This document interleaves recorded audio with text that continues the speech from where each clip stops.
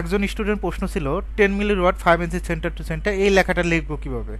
টেক্সের টি কি দেবো? টেক্সের টি, first point click করবেন, সেকেন্ড পয়েন্ট বক্সটা একটু বড় করেই নেবেন, ঠিক আছে? ক্লিক করব।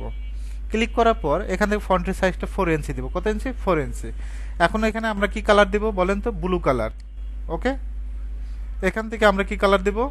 এখানে যদি লেয়ার সিলেক্ট করা থাকে লেয়ার সিলেক্ট করে নেবেন, তা আমাদের প্রয়োজন নাই। ওকে, আমরা এখান থেকে ব্লু কালার এখানে লিখে দিব 10 মিলি। কত মিলি? 10 মিলি। এখন প্রশ্ন হলো এই ডায়াটা কিভাবে দিব? অনেকেরই এখানে প্রশ্ন থাকে পার্সেন্ট সি, পার্সেন্ট সি দিবেন, ডা চলে আসবে। এখন অনেকে পার্সেন্ট সিও দিতে পারবে না, তাদের জন্য কি করতে হবে? স্যাম্বলে যাবেন। কোথায় যাবেন? স্যাম্বল।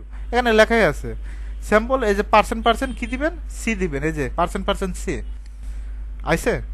এখন আমরা অ্যাট দ্য রেট অফ দিব, শিপ ধরে 2 দিবেন। শিপ ধরে কি দিব? 2 অ্যাট দ্য রেট অফ আসবে।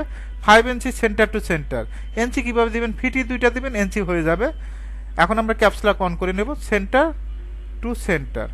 ওকে, এখন প্রশ্ন হলো এখন এখানে 5 ইঞ্চির জায়গায় যদি আমরা 7 ইঞ্চি দেই, সেটা কিভাবে করব? ইডি লেখে এন্টার, ইডিতে শর্টকাট ইডি লেখে এন্টার, জাস্ট ক্লিক করবেন। এখানে জাস্ট আমরা একটা ক্লিক করে 7 ইঞ্চি দেব। ওকে, 10 মিলির জায়গায় আমরা যদি 16 মিলি দেই, 16 মিলি দেই, দিতে পারবো না?